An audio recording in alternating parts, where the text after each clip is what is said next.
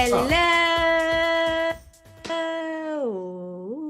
and welcome into another episode of Farm to Fame.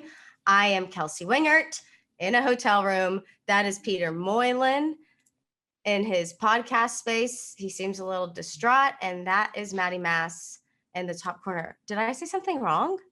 No, I just had my flip and catch time perfectly for your hello, and then you threw a speed bump in there, and then you hadn't finished your and then the ball came down, and it just looked terrible. So it's fine. It's fine. I have these little things that I like to do. I feel like these are the things that make the show. Me doing this at the start of the show. I'm sorry about that. You're fine. Claire's already retweeted us, so we love are her. So in with them. So this week's episode is going to be a different episode. Obviously, we just had the trade deadline on Friday. Anything happen, Kels? The greatest trade deadline of all time. It was so much fun. Loved that for baseball fans. But one of the biggest trades was Joey Gallo to the Yankees. And we interviewed one of the prospects, Josh Smith, who went in that trade, and his wife, Claire, who was just retweeted Peter. And they are phenomenal. And Josh Smith, by the way, came from the Yankees to the Rangers. He went to LSU. I'm a little biased, but his junior year at LSU, this dude hit 346, 433, and 533. He led the team in a whole slash line. He was drafted in 2019 in the second round by the Yankees. He has had a phenomenal pro career so far. That's Josh Smith, and Peter loves them, and he should. I just love the fact that they are telling the story of minor league baseball in such a positive way, and they are living that life the best way they possibly can. And if you haven't already, by the time you hear this, go and subscribe to their YouTube channel. Pause this, go and subscribe to their YouTube channel, and then come back and keep watching this. Correct. That's what I meant. Yes, obviously. Yeah. Thank you, Maddie, for the clarification. I'm not very technical. I'm a boomer, remember? Boomer. So yeah, they were great. And what Peter's referring to is they have the vlog channel, and Claire literally vlogged the entire trade process. It's super I don't want to say intimate, because I know that can be taken wrong, but you feel like you're living it with them. Yeah. I mean, I know Peter said it, and she mentioned it during the interview, which everybody's about to listen to, but I mean, when she first gets the news, her hand is shaking while she's holding the camera. So it's really cool to see the actual reactions of what happens when somebody gets traded. Yep. Yeah. So we have that interview, and then we are going to hit on the biggest prospects who were moved at the trade deadline, the teams who we think won, I feel like our buyers and sellers is opposite of what it is in Major League Baseball. Our buyers is who we think got the best prospects, and our sellers are who sold the most prospects. So exactly, we're going to get to all of that, but here is the interview that we literally just recorded with Josh Smith and his wife, Claire. All righty, now we have Josh and Claire. Josh Smith played for the Yankees, just got traded to the Rangers in the Joey Gallo trade. The what? In the Josh Smith trade. We first of all, you guys are our first. We've never had a guest on the podcast, so we're always gonna have a special connection to you guys because y'all are our first guests. Also, awesome. I love you guys even more because I'm an LSU grad. So right here. That. Where is it? Yeah. Oh, girl, please, I saw that the second you got on camera. I noticed the LSU. So we're y'all's first guest? Yes, we have never had a guest. That's cool. Yeah. Oh, that's awesome. We're excited to be on it.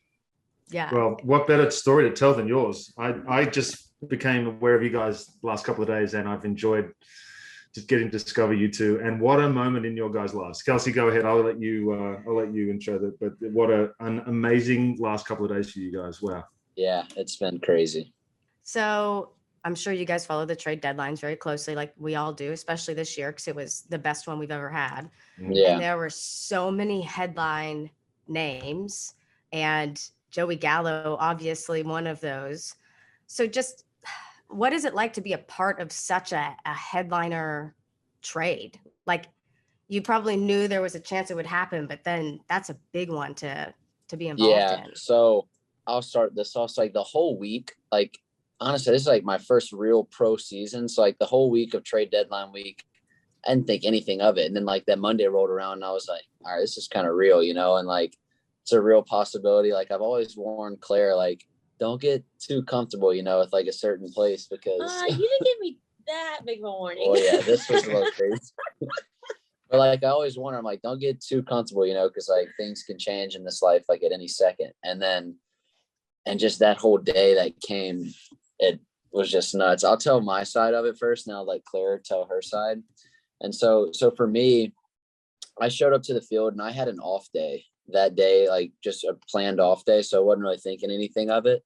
And then like one of my best friends on the team was in the starting lineup and he got pulled from the lineup. And so we're all like, oh my gosh, he's getting traded. Like, that's it. You know, he's getting traded. And so he's like a super good dude and everybody's like all sad and stuff, myself included. I'm like, oh, it's my boy. He's getting traded, you know? But me and him are talking all game in the dugout, like asking him what he thinks and like who he's getting traded for and stuff. And he's like, I don't know, you know, I don't know. And then the hitting coach calls me, or the hitting coach is like talking to me. He's like, yeah, it's official. We got Joey Gallo. And I was like, oh man, who are we sending? And he was like, I don't know yet. And so like still me clueless. I'm like, I have no clue what's going on, you know?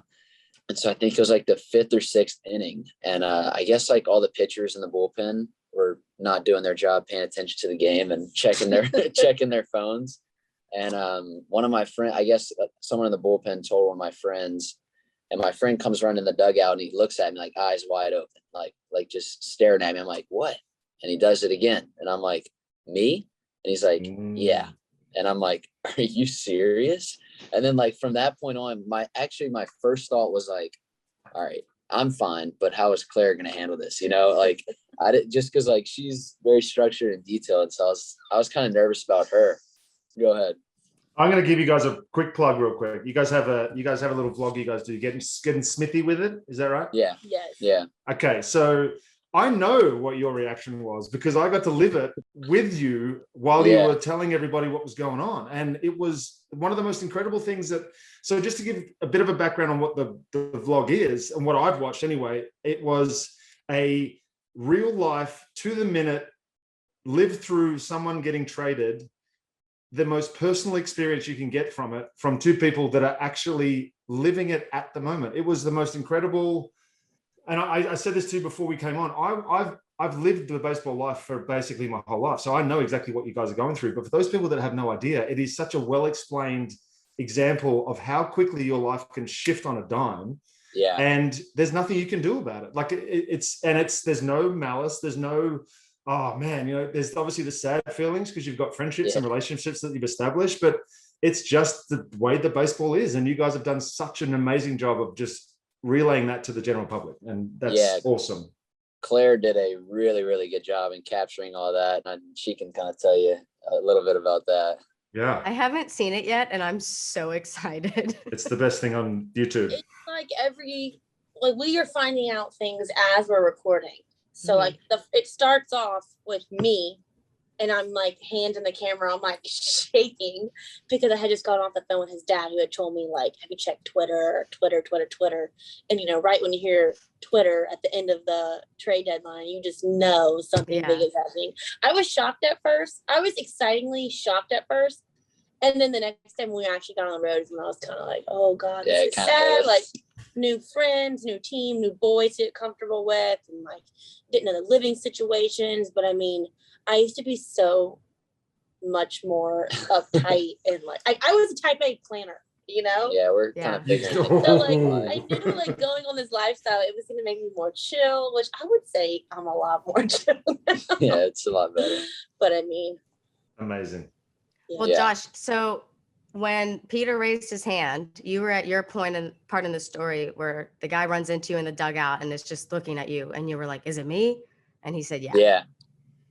And so like I was just immediately, like I said, just thought of Claire and just like oh my gosh, like is it true? You know, like I didn't want to let my head go there. Like I wanted to see it, you know, like I wanted to see it with my own eyes, like have some confirmation. And so like the game ended or whatever, so everybody's talking, the fans are in the stands like saying, Josh, see you, man, have a good one. I'm like, oh, what's going on? I don't even know it's true, it's not, you know, like. And so I see Claire afterwards, give her a big hug, and we're like, did you see her in the stands? Like she said? Okay. Well, I didn't go to the game because we had just been away on the road for 2 weeks. So this was this Wednesday? Yeah. Yeah. So like he had played the first game that we were home, and the second day he was off. So like I cooked dinner, I stayed home, I took a bath, like I was relaxing, like I kind of felt like at home, just like having a chill night. And so the second I found out, I was like, I have to go to the field. It was like the 5th or 6th inning, like middle of the game. I'm like, there's no way of me to communicate with him until after the game. Like I have to be there the second like it ends to see if like he even, because I had no idea that he knew, but I had gotten to the field, and I guess him and his friend that got traded with him, they saw me and they turned around and like they like put their hands up in the air. So I was like, okay, they look happy. Yeah. Because I thought that they were going to be sad. So we looked at her and saw her, and then so after the game, I just kind of give her a hug and everything, like still waiting for confirmation. I get back in the locker room and still haven't heard anything, and everybody's like telling me bye. I'm like, I don't even know if I'm traded yet. I still haven't heard anything. And then I get a call from the Yankees and like, hey man, like we're going to trade you to the Texas Rangers. Like, good luck with your career and stuff like that. And so afterwards I was like, all right, I guess that's it. I packed my bags up, and I was still waiting to hear from the Rangers. And I think it was probably 30 minutes later, I got a call from them, and they're like, hey man, like welcome, like congratulate me. And then we packed up the next morning and headed out. It was crazy. What was the difference in phone call, like the mood? So the Yankees are trading you away. You were the top 20 prospect in the organization. They're trading you away. There's got to be some reluctance because you're banging. Like like they're thinking, oh man, this is the future we're getting rid of right here. And then the phone call from the Rangers, they're like, yo, you ready? Let's go. Like there's got to be different moods on that. Yeah, that's like that was the craziest thing is like, you have one team who's like saying, hey, we don't want you. And then another team like saying, hey, let's go, And so it's like, for me, I was kind of like, I was extremely excited, but also like a little upset at the same time. It's the weirdest feeling. I can't even explain it. You could tell that his mood had changed from like when I saw him directly out of the dugout, still on the field, like haven't even made it to the clubhouse yet to talk to the Yankees or the Rangers. He was a lot happier on the field, like, okay, like this is cool, like to be involved in this, probably, to him having talked to the Yankees after. He was kind of just like, it's just like still kind of like he was excited, but you could tell he was kind of like, this is weird, and like didn't know which direction to go with the emotions. He was excitingly shocked, blank, like just dead. Digesting it all. You got to digest it, right? Like this is you think you're going to be a Yankee for the rest of your life, right? Everybody thinks when they sign they're going to be Yankee for the rest of your life, and all of a sudden you got to get rid of all your travel bags, you got to get rid of all your t-shirts, you got to get rid of all your undershirts, your jackets are gone. Like exactly, you can't be a Yankees fan anymore, so everything switches. It's just such a strange feeling, man. I will say this, that definitely went through my head, like, oh man, this like this was the plan and everything, but it was weird. It was like, as soon as the next morning rolled around, you could probably see it in the vlog. It was like I was ready to go. It was it was like super exciting. Total switch. And I was excited the night before. He was kind of more shocked. And then it flipped where he was just like binging with excitement. And I'm like, wait. But also, I'm happy. Who's calling you? Like, who's them when you say the Yankees called you and the Rangers called you? The Yankees, it's like the director of minor leagues. He had called me and informed me, and we have a good relationship. Did you have his number saved? I actually should have, but I did not. And okay, so it comes up, and are you like, okay, this is it? It had a Tampa, Florida area code, and so that's like where all of our stuff comes from. And he once he said, hey, I knew who it was because I know his voice. And so he was like super nice about it. I mean, I guess as nice as you can be about it. And then a couple minutes later, Chris Young, I think Chris Young is the GM for the Rangers. Yeah, GM for the Rangers. And he actually called me a couple minutes later, like congratulate me and everything. He's an amazing, amazing human being, by the way. I got to play with him in Kansas City. So he seemed like a good guy. Awesome. Yeah. That's awesome. You've gone to a great organization. You really have. Oh, yeah. I know a few of the guys. I played with Chris Woodward. I played with the manager. I played with a bunch of guys that are in the front office. So okay, Chris Woodward texted me as well too, congratulating me. So that was awesome. That's the kind of organization that you've gone to. So you guys should be, it's an exciting time because they're in a different place than the Yankees, right? So, you know, your future all of a sudden might have been sped up a little bit too. I hope so. Maybe the big leagues aren't that far away from you right now. So it's it's exciting, dudes. I'm telling you, it's a good time. It's just new opportunity, and like, I don't know, it just seems so much more real, like that, like the big leagues are a real chance now. So yeah. And it's cool because besides Houston, this is as close as you guys can be to home, you know? I mean, so yes. And that's, you know, if you're looking at the future part of it, but like, I don't know, just the fact that like you could potentially be a 5-hour drive from your families is phenomenal.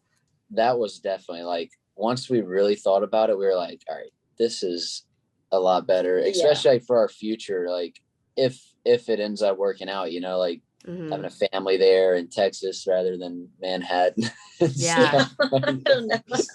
So does this now I want to go shift to baseball for a second. Does this fill you with confidence next time you step on the field, and does that give you extra motivation now? Yeah. So for me, I'm a big, like, I have zero bad blood with the Yankees. Like, I know this game's a business. They have plenty of great young prospects below me that can do just the same as I'm doing, but it gave me a sense of confidence to be with the Rangers, you know, to be with the team who goes out and trades one of their better players for you, you know, and then so it kind of shows that they believe in you, and for me that means a lot, and just makes me comfortable playing for them. Well, and I think that it's helpful that, like, if you're looking at them trying to win now at the big league level, like Joey Gallo is a good fit there. So it's not like they threw you into some like random deal. Like this is a deal that's like relevant to them now. And that's going to cause the value to go up of who they're getting. Yeah. And you're a big piece. And you were able to be like one of the very few pieces that was able to get one of the biggest established names in baseball, you know, like that's sick. No, I know. And I'm hoping, let's go. hoping I can make it worth it. So. Well, okay. So I just kind of realized that like y'all came on the show and Peter and I didn't even introduce ourselves. We were just like chanting your name and got all caught up in that. So I don't know if Maddie's going to like cut this part out, but like, by the way, I'm Kelsey.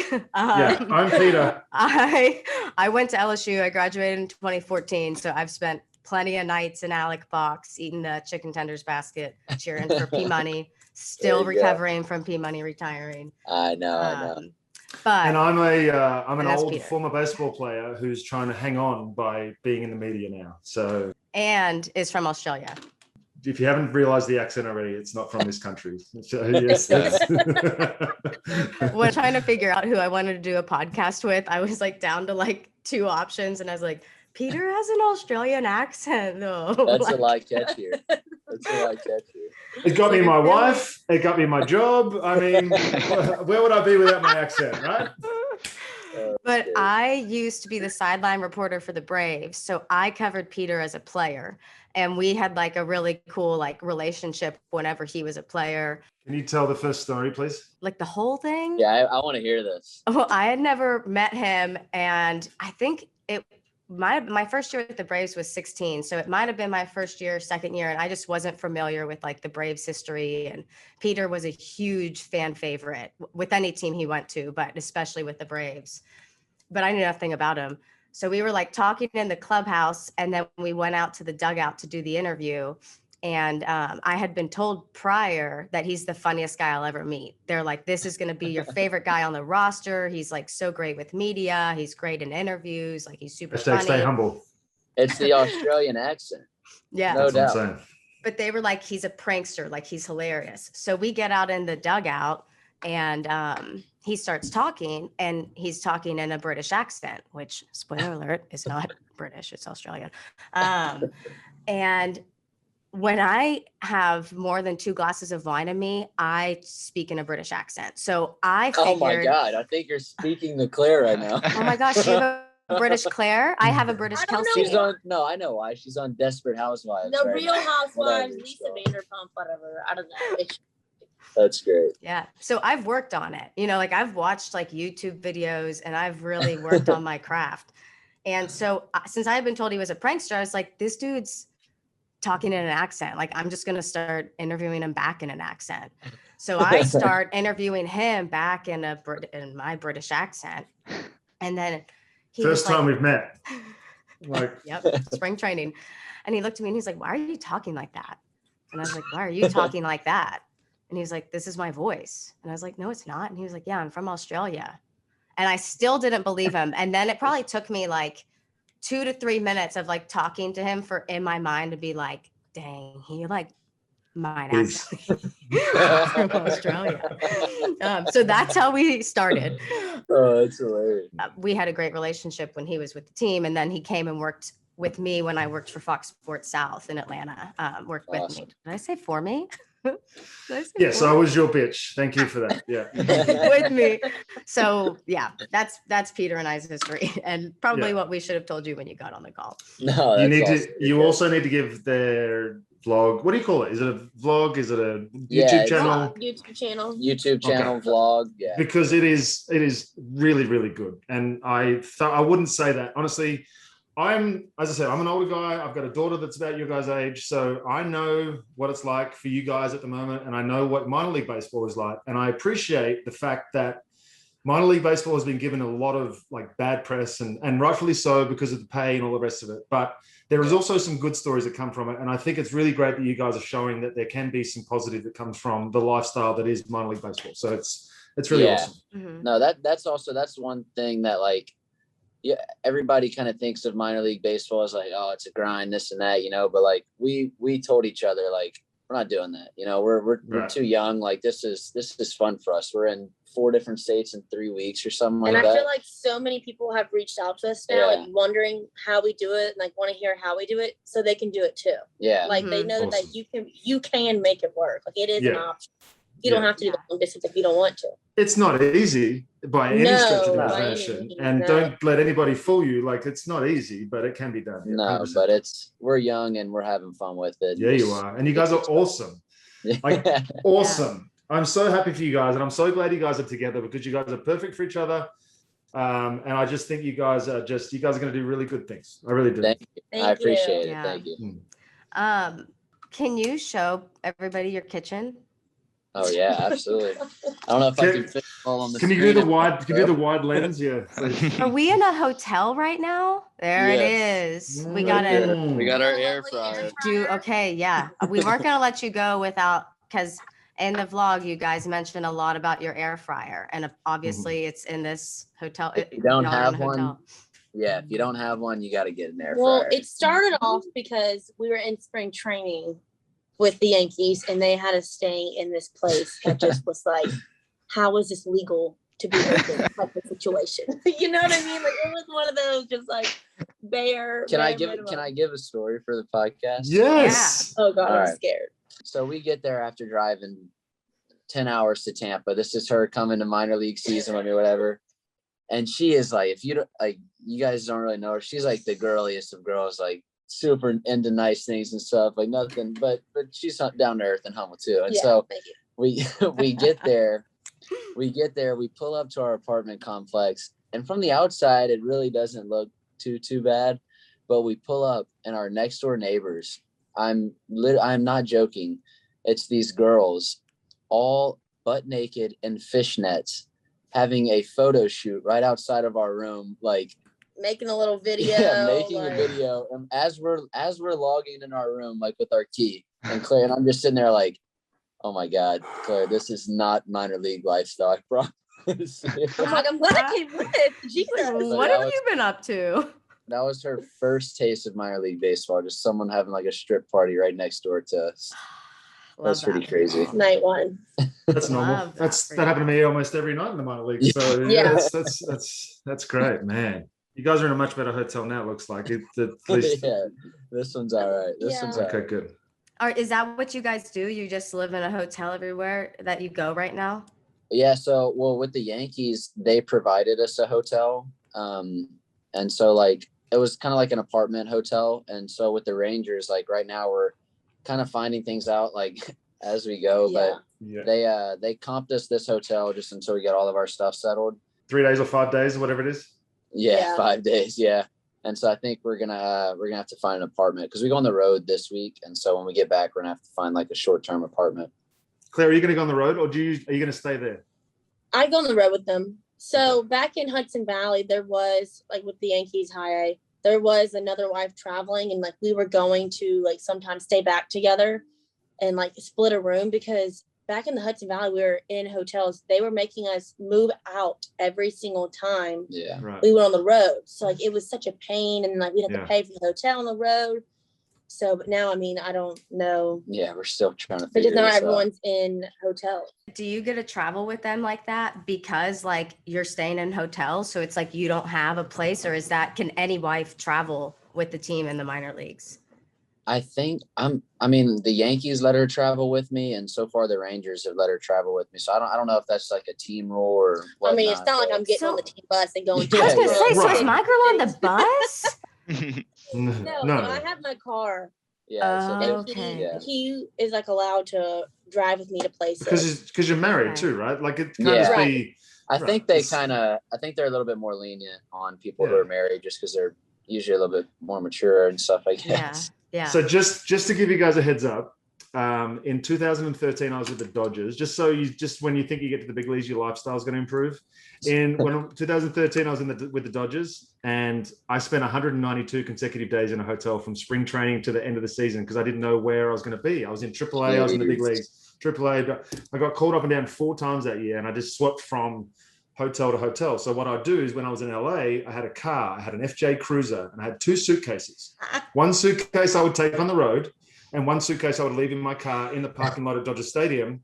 And then I would come home from the road trip and I would drive to the downtown Western in LA, and I would pull up and I'd take my 2 suitcases and I'd do my laundry. And so it does get better, but be prepared for this lifestyle for a little while, guys, because and it's an adventure. It's awesome. It is. It's an adventure. Thank you for telling us that. No, that's good insight. And I think that's part of like why this is so fun, even though it's not like some luxurious lifestyle, that it is an adventure, like no matter what it is. And like just newly married, getting to figure it out on our own, you know, like there's no family around us. Like it's literally me and him having to figure it all out.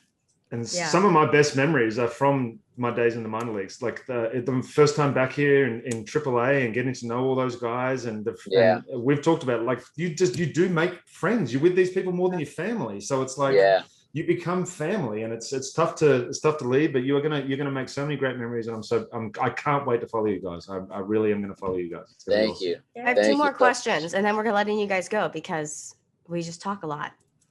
What are we cooking in the air fryer? Right. Like if we're bringing that to hotels with us, like what are our go-tos? Well, normally this one cooks chicken for breakfast, lunch, and dinner 7 days a week. Chicken breast, chicken tendies, chicken breast. All forms of chicken. But are you one of those guys? Are you like chicken and spinach and chicken and broccoli guys? Chicken and rice and potatoes. Hey, no, during the off season, but during the season, I eat he's such a health in my freak. face. He is a health nut. Good. But we normally just now, like being actually in the season, we really just cook breakfast in it, like like breakfast meat. You can and like boil eggs in it, there. sausage. Like you put like a whole egg in there because he gets lunch and dinner at the field. Yeah. So really, for me, it's like I'd be having to go out to eat like for lunch and dinner. Like that sounds nice at first, but it's like it gets old after a while. So I mean, I cook like potatoes in there, like meat, like just veggies. I mean, just really. So y'all are eating home cooked meals in your hotel No, room. you can make a home cooked meal in there. But we also have like made meals that you can get like at the grocery store and stuff, and like put in a microwave or like it just depends. You guys are pivoting. You guys are adjusting. Yeah, chameleons. You're chameleons. Absolutely. Oh my gosh. Okay, my last prong is I feel like we have to touch on LSU in some capacity. No, I'll just leave then. See you guys. I don't know. Like, I don't know if I want to go the pulmonary angle. I don't know if I want to go your time there angle, but like we can go whatever y'all want, whatever. Or I'll talk on both of them.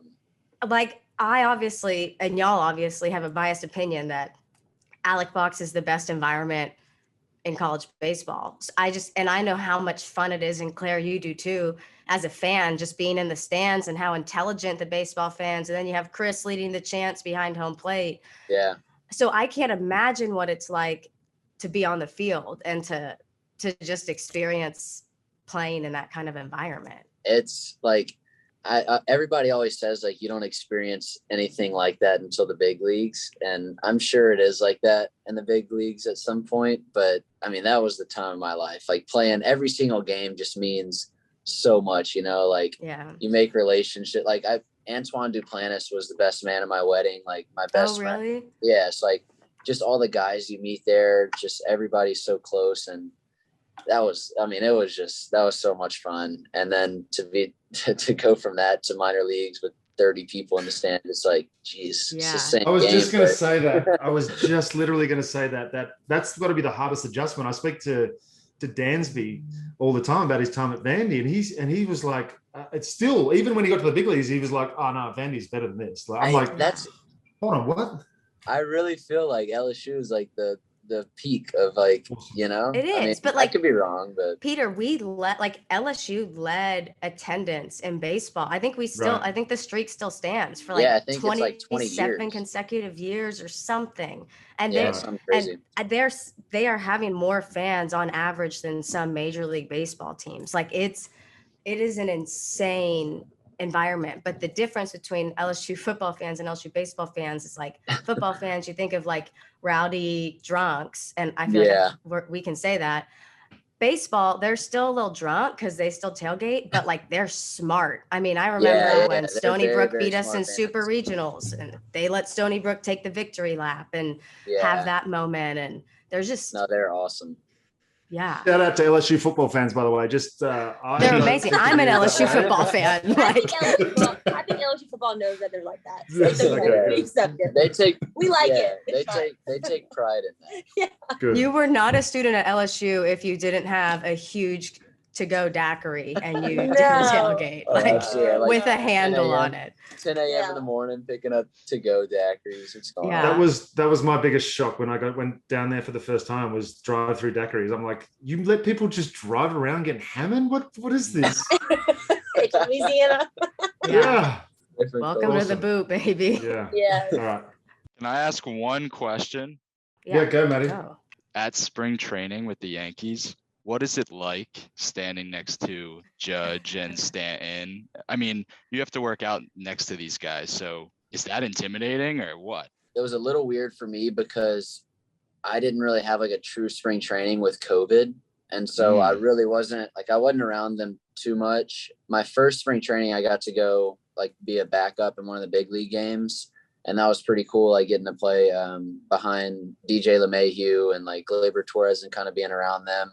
Definitely made me feel like a little baby compared to them. And I mean, it was just cool, but I'm trying to get to where those guys are at the same time. So it's like, like you look up to them and stuff, but also, you know, you want to be where they're at. So I have no doubt that you are going to do everything that you can to get yourself there. And obviously the powers are in other people's hands, but you guys are going to be amazing, and you are going to have a great future.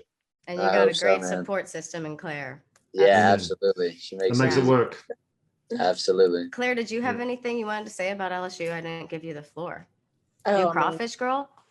Oh God. Okay. Good. Just checking. Yeah, like he would make fun of me because I would be sitting at the table still eating crawfish when he's like, I'm full 20 minutes later. She can eat.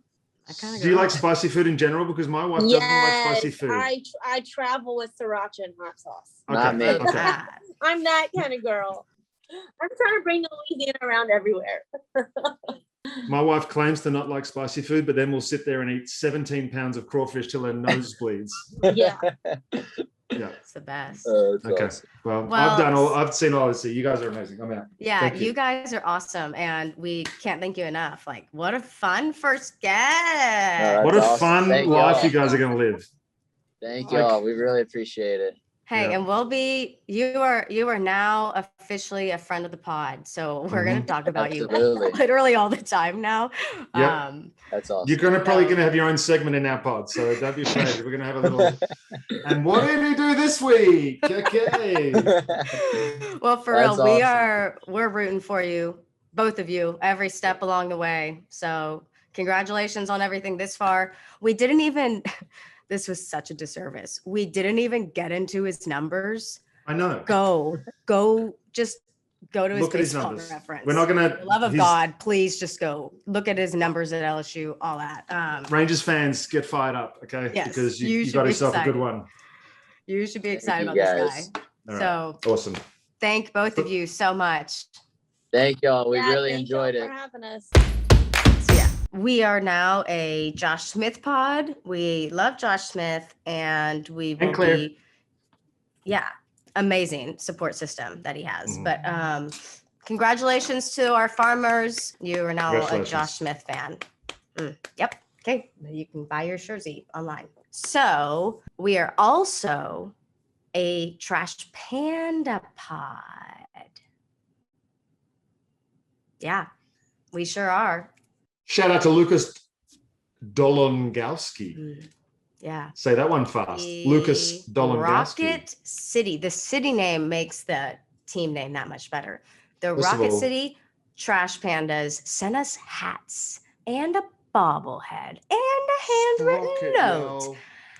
Sprocket, yo. Sticker. Yep. So I got tagged in a tweet by a guy who claims to be the top bobblehead collector, and he said that's the best bobblehead ever. And we have it now. We love the Trash Pandas. This is their inaugural season. I had no clue. I also had never heard of the Trash Pandas until this year, but Where should I put it? Should I put it right next to Chipper Jones and Dugout Mugs? yeah, Chipper and Trash Pandas get along. So right in front of the PF Flyers, right next to the Ken Griffey Jr. New Air Force Ones, and No, right put the Trash next Panda to- by Chipper. Chipper needs a friend. Okay, there you go. So they're both kind of pointing I too. just That's kind of tell cool. Chipper. Like, Does Chipper hunt? No, he wouldn't. Okay. the Chipper hunt? Well, Chipper's a bow hunter. I just want to make sure that he doesn't hunt the Trash Panda. See where you went. I just want to be careful. You I just wanna be see it, careful. Yeah, I get it. Sorry about my hat, by the way. Yeah, that's the Trash Pandas hat. So, Trash Pandas, Josh Smith, we love you. We love you. So now we're gonna get into the portion of the show we told y'all about where we're gonna kind of like hit on the trade deadline because it was absolutely phenomenal this year. Yep. Told you a little bit about one of the prospects, Joey, going in the Gallo trade. Words are hard, but the trade deadline review is brought to you by Roman. So look, we know GMs aren't perfect. Nobody's perfect at the trade deadline. you, Steve Cohen. Even it was so good. Even the best baseball players strike out with the bases loaded. The best golfers sometimes three-putt with the tournament on the line. So if you feel like you come up short in the bedroom sometimes, it is perfectly okay. But if it's bothering you, there are definitely options. So if you go to getroman.com/fame now, we'll set you up. You get a free online evaluation for ongoing care for ED, all from the comfort and privacy of your own home. And it is done by a licensed healthcare professional. It's super discreet. So if you go to getroman.com/fame, you'll get $15 off of your first month. Basically, look, there is a straightforward way to take care of your ED. So go to getroman.com/fame. $15 is off. So they are sponsoring our trade deadline preview. So Peter. Is it a preview or post view? Post view for sure. Okay. There's a lot of situations to tackle here. First, I think we need to hit on like what trade you thought made the biggest splash because there are so many big ones. Okay, well, I think from like a star power point of view, you literally can't go past Trey Turner and Max Scherzer. You've effectively traded the third or fourth best shortstop in the game and arguably the best pitcher over the last 8 years to a team that won the World Series last year. So yeah, I kind of just felt like it was just the fucking Battlestar Galactica getting even bigger. But yeah, at the same time, like they're not even leading the division. And I just think that, they've obviously made a big splash. And I think that, but what they gave up too, from our point of view, was fucking huge. Yeah. It's huge. Like Ruiz is, and two top. He's a top, masher. Like 1 and 3, right? 1 and 3 or 1 and 2? 1 and 2. I mean, that's now we also talk about the fact that there's going to be some reevaluation going on, but there's no denying that those two guys are top prospects. Like it's reevaluation or not, they gave up their 1 and 2 best prospects to get these two guys. So that was Keibert Ruiz and Josiah Gray that you're talking about. Correct. Then they gave up the other 2 prospects, Donovan Casey and Gerardo Carrillo. Yes. But you talk about instant impact to a new team. I'm talking about the Turner and Scherzer right now. Yeah. But as far as a return goes, I mean, congratulations to the Nats. That's, if you're going to blow this thing up, blow it up. Like Cubs and Nats, congratulations to you guys, because a lot of the time teams are so reluctant to give up these prospects. And I feel like there's just been a shift. Whereas it's like, okay, well, we know we can develop from within now. So if we happen to give up a couple of prospects, there's going to be more coming. And it's, I feel like there was a real shift in urgency this year, which is, you know, the last couple of trade deadlines have just kind of been like, you know, a couple of guys go here and there. Like a few years ago, the Braves went and got 3 relievers, basically added 3 closers to their bullpen, which was huge. And they ended up going to they were 1 out away from going to the World Series. So, you know, these sorts of trades can make massive impacts. But when you look at it on paper, you're like, okay, the arguably the best team last year just added the best pitcher in the world and a really good shortstop. And Seager comes back in a minute. So it's like... And Mookie's going to come back because he's Mookie's coming back. And but like the other aspect of all of this is not only did the Dodgers get Turner and Scherzer, but they kept Scherzer from the Padres. Because the Padres, that was the craziest thing deep in there. Yeah. But that's why, okay, again, we don't know exactly how it went down. And hopefully there'll be a freaking JOMBOY media documentary one day about how this trade deadline went down. Because the fact that we were hearing that the Padres got Scherzer, and then 5 minutes later, it's no, Turner and Scherzer are going to their arch rival. And it's like, oh my God. Yeah. Like, what?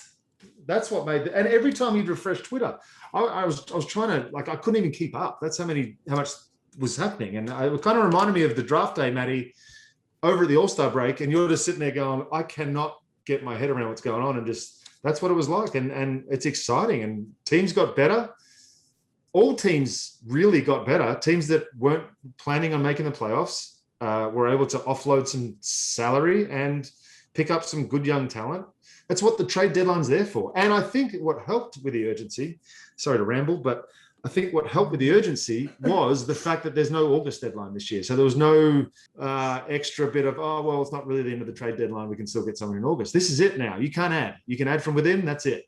So yeah, awesome day. I was trying to look something up because obviously many are going to argue that the Dodgers won the trade deadline because of the moves that they made. But to focus a little bit on the prospects that the Nationals got in return quickly, you look at a guy like Keibert Ruiz, who we just mentioned. He's had a couple different times up in the show. He's hitting 200 in the big leagues, but his stats this year in AAA, dude's hitting 311 with 16 bombs, 45 RBI. Like, this is a guy for the Nationals. He could slot in for them. Like, if they're ready to like give him that chance, I mean, he's ready for that. Josiah Gray, I'm pretty sure, made his debut tonight. He's thrown a scoreless inning, a 1-2-3 perfect first inning. That's what I see on here. So wow, that's awesome. So you have 2 guys who the Nationals got after essentially trading away their whole team. I heard somebody make the comment, like, can you imagine if you bought a ticket to a Nationals home game like 2 months ago and you go to the ballpark and that's the lineup that's out there? But they're going to have some guys who they can put in that lineup to fill those holes. Obviously not as exciting of guys, but they could be given the chance. And then Donovan Casey and another pitcher in Gerardo Carrillo were sent over there. So this is what makes the trade deadline pretty exciting, is because those guys that are getting proven stars know what they're getting, right? They basically know what they're getting. Whereas every team that got prospects back, they really still don't know. Like, you look at Kelenic. Kelenic was a can't miss prospect, comes up, has a great first couple of days, and then all of a sudden it's like, well, holy shit. You know, that could happen to any one of these guys. So that's what makes this really a really cool time of year. Obviously, there's still some frustrated fans out there because their team didn't do enough, even though every team was involved in a trade at some point. There was that tweet that had all the numbers. Maddie, you can probably bring it up, but it literally listed how many players were involved, how many teams were involved, how many all-stars, how many prospects. Kelsey, you've probably got that written down somewhere too, but like the amount of sheer volume of movement that was just generated this trade deadline was so exciting. Yeah. Okay, now I want to get your take on Craig Kimbrel to the White Sox. I actually text Hendricks, Liam, right after it happened, and I said, you two maniacs in the same bullpen is going to be fucking insane. And he just responded with, I cannot wait for this.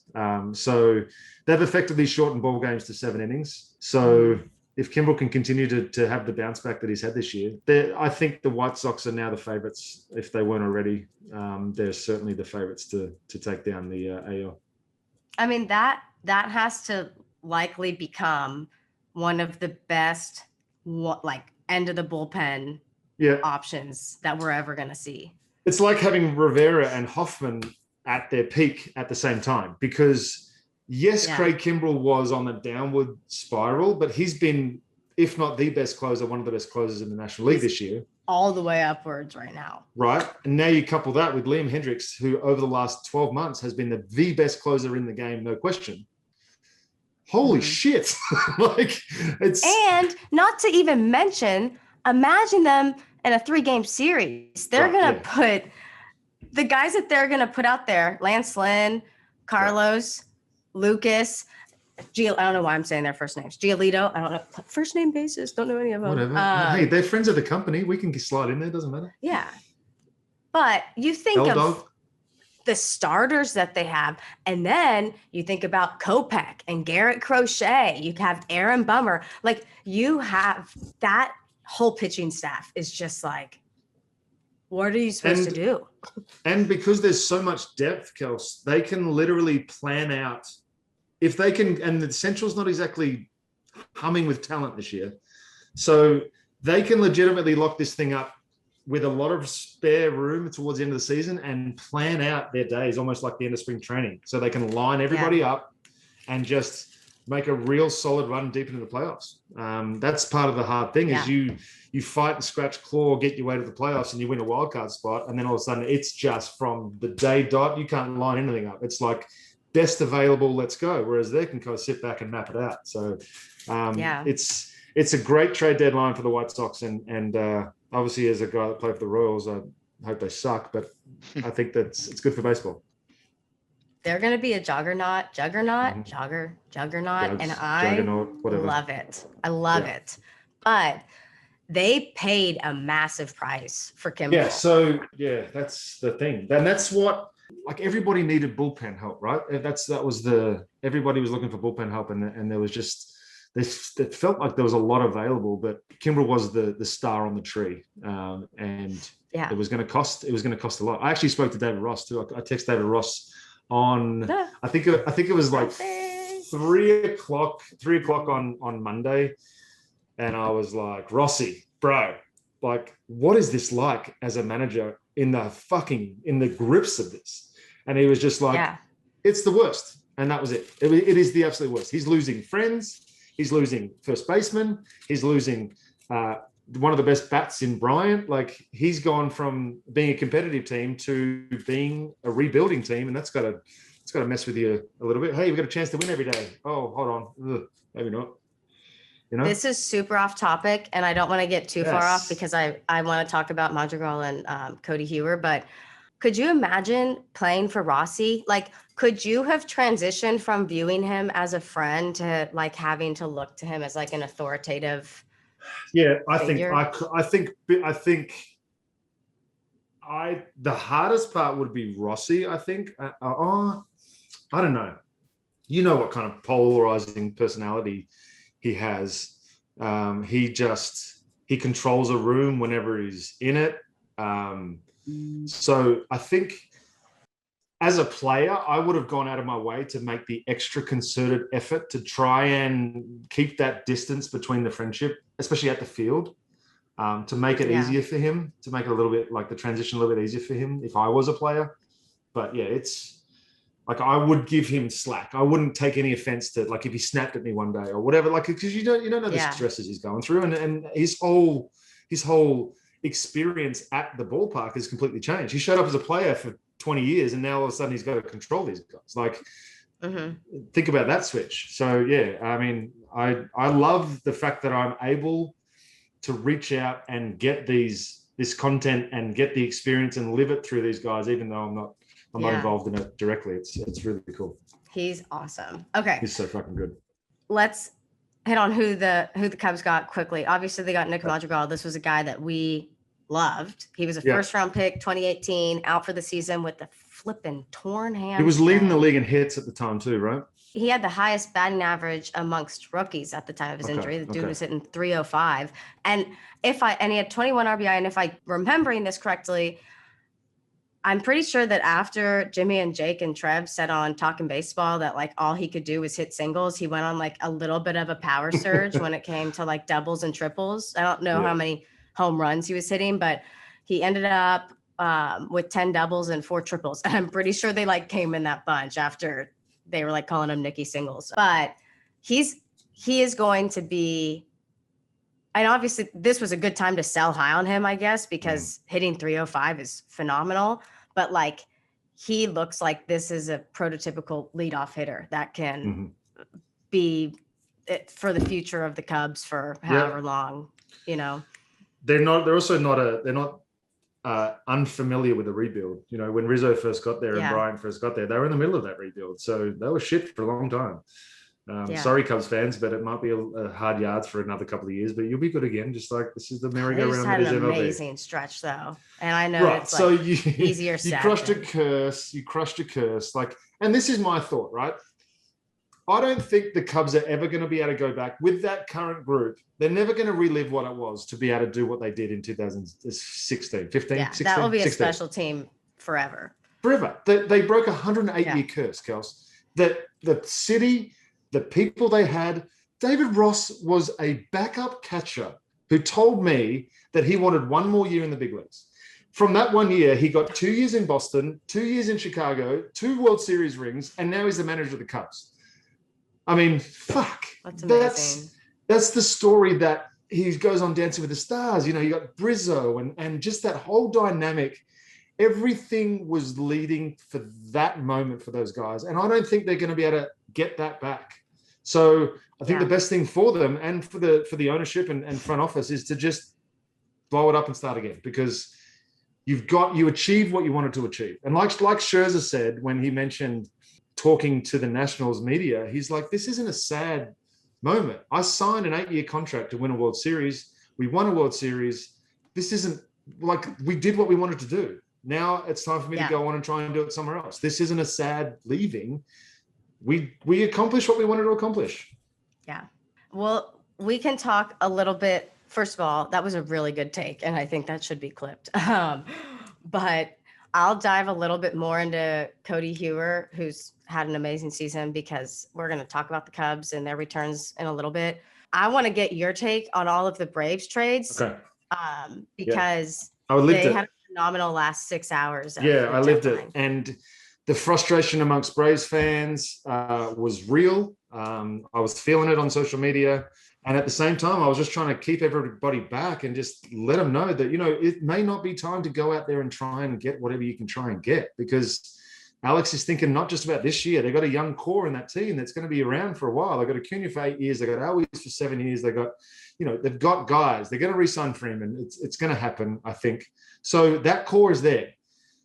They were worried that they weren't giving up enough to try and win right now, which my theory was you can't give up what it costs to get the premium guys. So for what was there, to be able to get Jock Peterson, to be able to get Adam Duvall back, to be able to get Stephen Vogt, who not only what he does on the field and brings, because Travis d'Arnaud is going to be back. He started his rehab assignment. You know, there's things that's happening. So to have that veteran presence until d'Arnaud gets back, and then have him go straight to the backup role, which is what he's perfect for. I thought that was a great move. Getting back Duvall, needed some pop in that outfield. Obviously, we know what happened in left field for the Braves. And then Soler as well. That was another two right-handed bats to be able to mix and match behind Freddie. I thought that was awesome. And then right at the death of the trade deadline, we hear that we're getting Richard Rodriguez from the Pirates, the closer from the Pirates that throws nothing but fastballs. Like, I'm thinking this is fantastic. And he's controllable for 2 more years after this year. So I cannot speak highly enough. And I know I work for them, but I honestly cannot speak highly enough for what Alex Anthopoulos was able to do and not really give up a lot for it. So Alex Jackson obviously was in their plans a couple of years ago, but I think a change of scenery is going to be awesome for him as well. Look, I think, again, 2 teams got better, 3 teams got better from the Braves trade, and 4 teams really got better. I mean, so what would you tell Pirates fans about Bryce Wilson? I would tell them to be patient, because I would tell them to go back and rewatch his performance in the playoffs in 2020.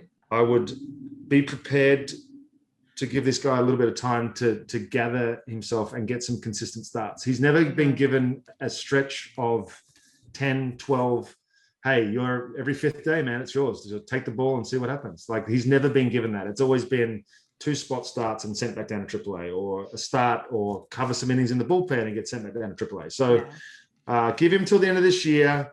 Let him have a spring training and a full season next year, and you'll be impressed with what you see. He's got a football player mentality, and he's going to be a bulldog.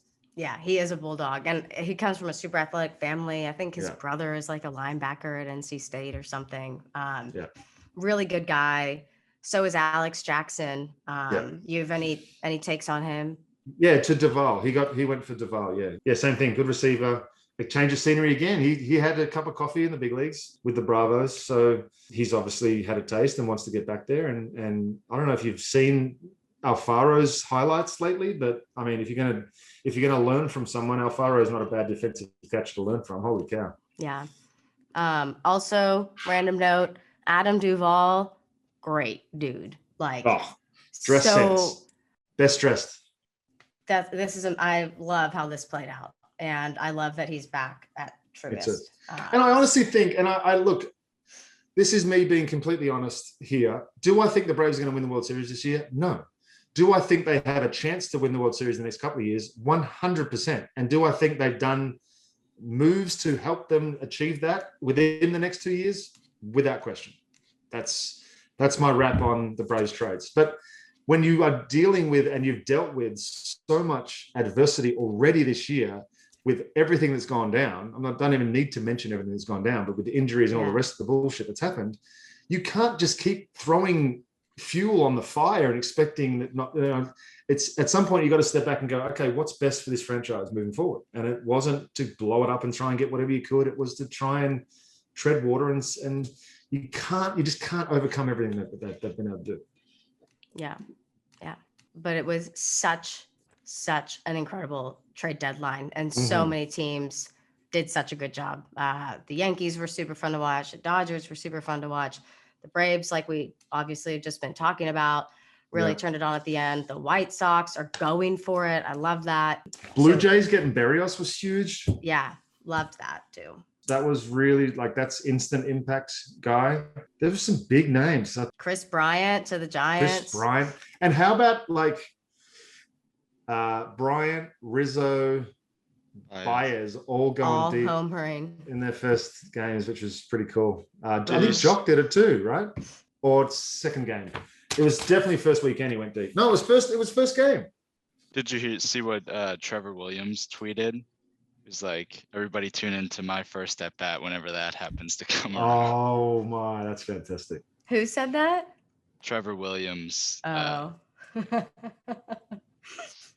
Also, the Gibby trade, Ian Kennedy Anderson. Hans Krause was a big prospect all going to the Phillies. Spencer Howard. Nelson Cruz. Yeah, but if you think about Spencer Howard is a guy a year ago who we would have thought was untouchable. Yeah. For the Phillies. I mean, reevaluation. Yeah. I mean, and he's had a couple issues the last few seasons, but gosh. Okay, so I have a question. Just a real quick question for both you guys. How much of this is a result of teams, because we got a lot of big prospects went, right? is this a product of them reevaluating and having a chance to see these guys for a couple of months, and maybe they weren't what we thought they were, or do you think it's just this was the year that prospects were going out? I think there's kind of like also this mentality around baseball right now. Last year, like, I feel like we all kind of knew the Dodgers were going to win the World Series, you know, but like this year, there's not like I feel like there's more of an open window than there was last year to like really go for it and have a chance to win your division. There's more good teams than I was expecting. Yeah. Giants are obviously surprising everyone. League. You know, there's not, the Dodgers were supposed to be this big bad, and they are still a big bad giant, but they're not even winning their division, like you noted earlier. So like, I just feel like there's a little bit more wiggle room to, I don't know, to have that window. Right. And it was so refreshing to see teams just like going for it. And like you said earlier, just giving up some of those prospects, and it's, gosh, it made it so exciting. Do you think the Giants did enough by getting, obviously Chris Bryant's a huge pickup, but like, are you pleased with that? Kelsey, the Giants are supposed to be, aren't they supposed to be rebuilding? Like, they're not supposed to be good. Are they supposed to be good? This is what, like, I mean, medium, not great. You can't tell me that at the start of this, like, obviously Gabe Kapler would have gone and go, oh, we're going to win the whole thing with these fucking aviators or whatever. But I don't know that was an actual thought for any of those guys that were signing with the Giants. Like, oh, fuck yeah, we're going to win this thing. Like, but they are good. That Alex Wood, Gausman, all these dudes have just come together, and maybe it's the clubhouse chemistry, whatever it is over there, but they've got something going, and I keep waiting for them to collapse, and it's not happening. It's not happening. Right. Yeah. So, okay, I was going to switch to the four teams that we felt were the biggest prospect buyers, and we've hit on some of it, but that's the Nationals. Yep. That's the Cubs. Yep. That's the Twins. And that's the Pirates. All picked up some notable prospects. So who won? I feel like the Cubs. Really? Yeah. But I'm also like, love Pete Crow Armstrong. So he's like so high up my list. And then them getting Nick Madrigal. And who do you think? I think the Nationals clearly have my 2022 lineup type players. Yeah, so I kind of forgot about Keibert Ruiz and Josiah Gray, but I still think the Cubs had a really good pickup. Who do you think, Maddie? So I'm torn between the Cubs and the Twins, and I don't think that the Twins are going to be on a lot of, you know, the national headlines of teams that did really well in this deadline. Dude, Austin Martin, come on. Yeah, I mean, the reason that I wanted to specifically call the Twins out is because if you like actually look at who they were able to bring in, they brought in 5 guys, and 4 of those guys are now top 15 prospects in their organization. And they gave up J.A. Happ, Barrios, and Cruz, who are, you know, they're on the latter half of their contract, their rental, whatever it may be. That's a great take, Betty. So like, yeah, they didn't bring in 10, 11 guys like the Nationals, but the people that they did bring in are going to be difference makers in a team that still can compete if the bats come alive. This was the team that was projected to win that division. So like, that's crazy. That's such a good point. Holy shit. They were supposed to run away with this division. Donaldson, Cruz, like everyone that they added. Yeah. What happened? What's wrong with the Twins? Trevor Plouffe. Oh, Trevor, they what's talk about wrong it with a lot. The Twins? Trev, they need you back. Shout out. He did win the home run derby. Yeah, we love Trevor Plouffe. Shout out to Trevor the did win. ad. Fuck Trevor Plouffe. So the Twins got, I don't know what y'all said, but it was silly because both of y'all are laughing. The Twins got Joe Ryan, who had a 3.63 ERA in AAA. Also, Maddie, you tweeted out and you have it here. He pitched 6 innings of 1-run ball for Team USA. He was the one who had the video with KD. Yeah. And he was like, yeah, I'm starting for baseball. And KD was like, what sport you play? That's my man voice.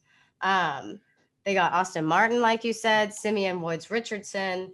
I mean, yeah, super good take there, Maddie. You nailed it. Okay, so that was the Twins. If you go to the Nationals, Peter's pick, they were the ones who got Keibert Ruiz and Josiah Gray. And we talked about the 4 prospects that were moved in that deal. And you're getting, like you said, 2 of the top prospects and the best organization in baseball, arguably. They had some blockbuster, they were part of some blockbuster deals. So Maddie, you can digest these numbers. So they ended up getting 1, 2, 3, 4, 5, 6, 7, 8, 9 of their top 30 prospects at this deadline. Yeah. And maybe I'm looking too much into it, but I am taking a lot of value in percentage of your moves that resulted in top 30 prospects.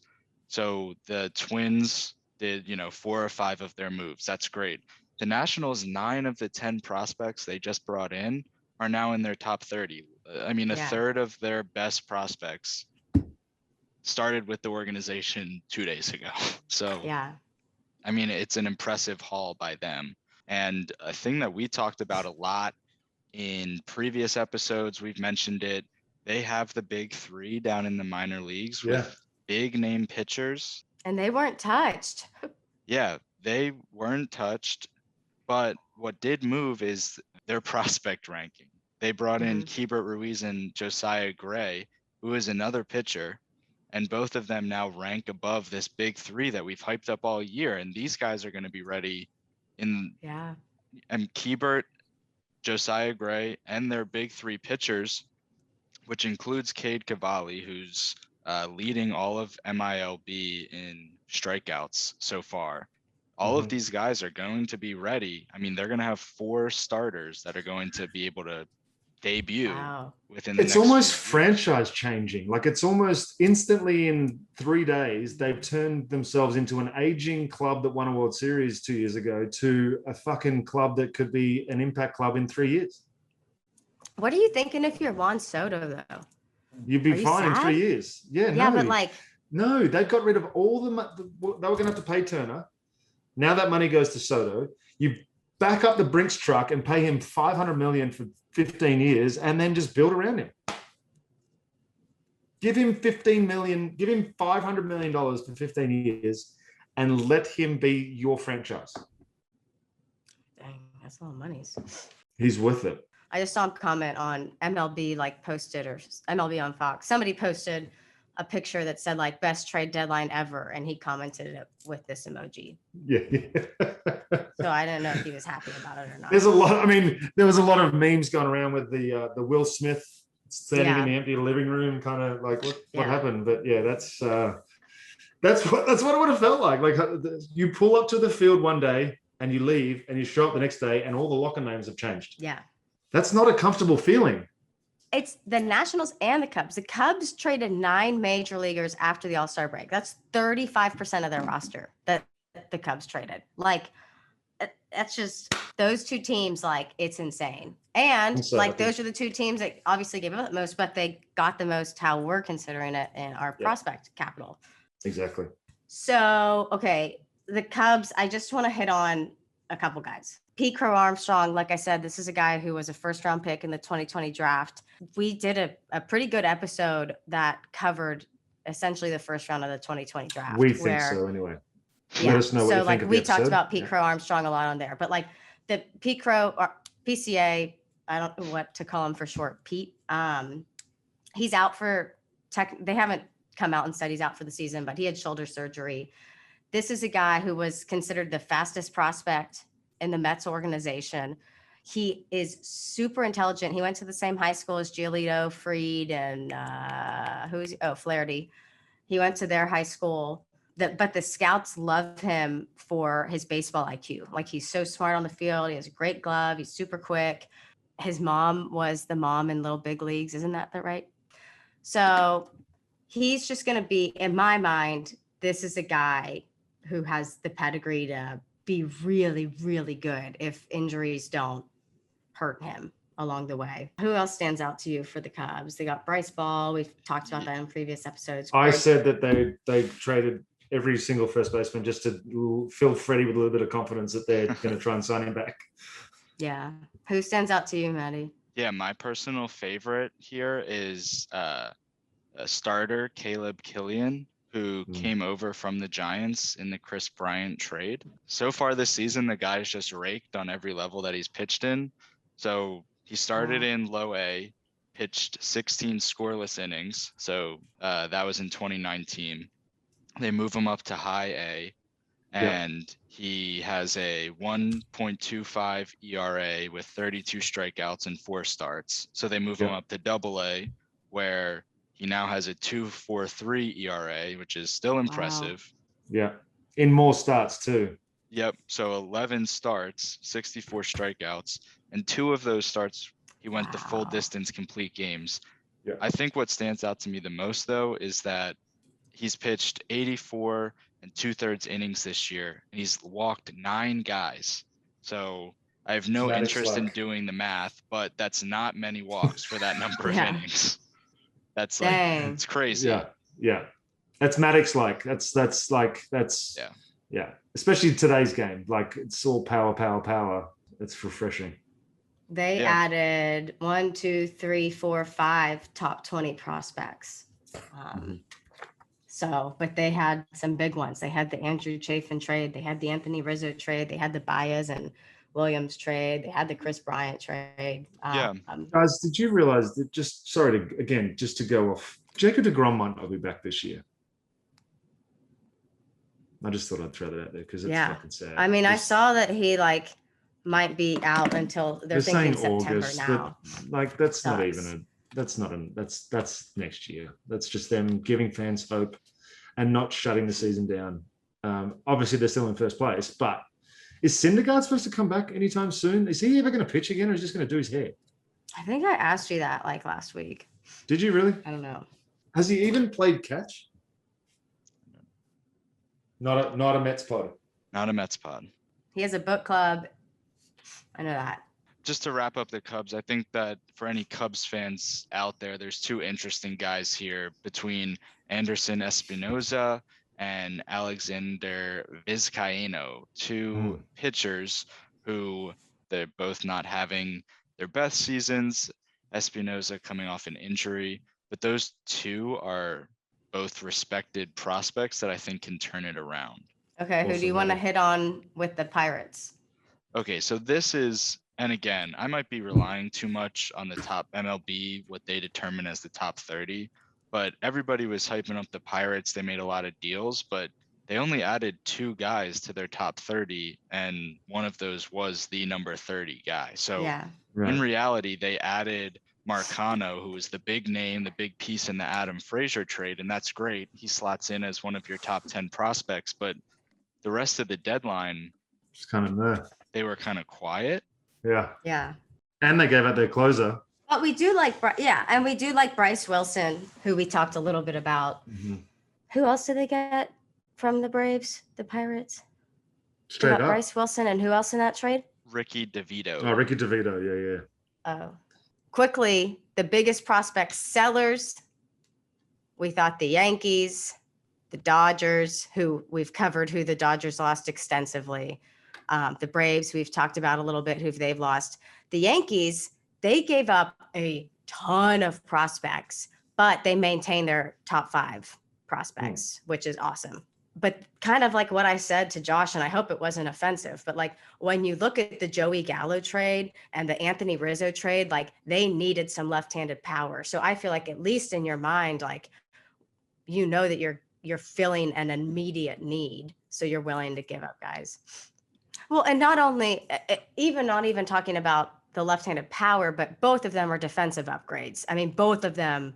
Joey Gallo is one of the best arms in all of baseball, and Anthony Rizzo is phenomenal with the glove as well. So, I feel like they improved on both sides of the ball with that. And they got a little bit older, and they got a little bit more experience, and they got there's still a lot of young guys in that clubhouse. It's insane to me to think, and I was about to say how much the Yankees are struggling, but if they were in the NL East or whatever, they'd be in first. So I don't even want to say struggling, but you think of the Yankees and the Marlins in 2016 and 2017, and the talent and the names on those rosters, and you're just man, that's insane that you're not better. The Yankees, I mean the Marlins in 16 and 17 with the guys they had in that lineup, it's just holy smokes, what a win. Try facing them. Yeah. Yeah, the Yankees were big sellers. I mean, they gave up a lot of guys that had kind of headlining seasons, which was maybe Cashman's ideology, kind of sell high. Is he trusting the scouting department a little bit there too? Because a lot of these guys didn't have seasons. Like, this is what a big part that I think is going to play out, and it's going to take time to play out, is that we have these guys ranked based on what they did 2 years ago. Right. So Cashman might be like, well, based on what on my list, these guys aren't even, but they're having great years, so let them go. Like, that's going to be the interesting part about this whole trade deadline. I think that's going to play out over the next, and we're not going to know, and we're going to be able to follow it on this podcast for the next 2 years, and we'll let you know what happens. So stay tuned, guys. Watch us, please. Watch us. Please watch us and listen. I got to pay a mortgage. Okay, so is there anything else that we need to hit on the Yankees? Here's what needs to happen. You need to go and order a steak. I'm going to give you some Aussie lingo, and we need to shut this motherfucker down because we've been going for 2.5 hours. Dang. Okay, so I think that wraps it up. This was a fun episode, though. Like, seriously, thank you so much to Josh and Claire. They were phenomenal. Congratulations to our farmers on now having a new favorite player. Trash Pandas, you're phenomenal. Trade deadline, thank you. It was beautifully done. Lucas Dolangowski. And if you guys need to get a hold of him, he's the social media manager at the Trash Pandas. So go find him. He hooked us up. Yep. Appreciate everyone at the Trash Pandas. Peter's going to close us out with Aussie Lingo. I am. Today's Aussie Lingos is DAX. DAKS. Bicycles. Maddie. Index cards. Random. Holy shit, that's random. No, DAX is pants. I don't like that one. I like What about better. What about under DAX? Underwear. Correct. I like underdecks. I like underdecks better than underwear. Okay, but I got to give you the DAX in order to fill you with the under DAX. Because if I just go under DAX, you go, what's a DAX? What's an upper DAX? I prefer pants over DAX, but under DAX over underpants. I'm glad we established is my official stance on the issue. So farm often. Okay. We love y'all. Thank you for watching. Sorry, we keep all changing locations. I won't be in a hotel room next week. We love y'all. Farm on, farm often. See ya on Wednesday.